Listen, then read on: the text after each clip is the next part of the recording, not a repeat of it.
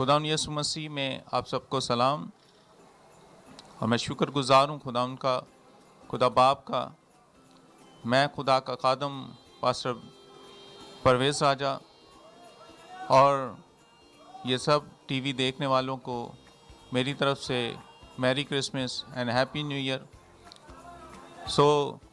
आज जो पूरी दुनिया क्रिसमस मना रही है, क्रिसमस ट्री सजा रहे हैं, अपने घरों को सजाते हैं। असल में मसीह की इस आमद जो नजात की आमद है, पूरी दुनिया के लिए ये खुशखबरी का बाइस है और ये पूरी दुनिया के लिए है।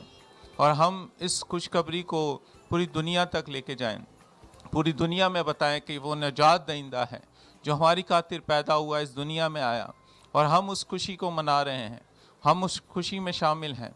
खुदावंद ने हमारी ज़िंदगी में आकर हमें इस दुनिया में से चुना है ताकि हम उसके लोग ठहरें और उस खुशी में शामिल हों।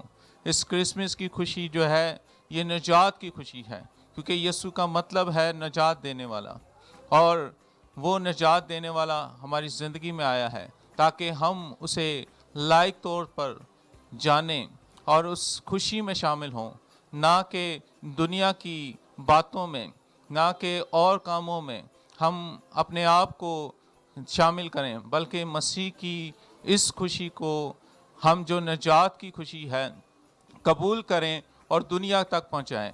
खुदा आपको बरकत दे। मैं BTL चैनल का शुक्रगुजार हूँ।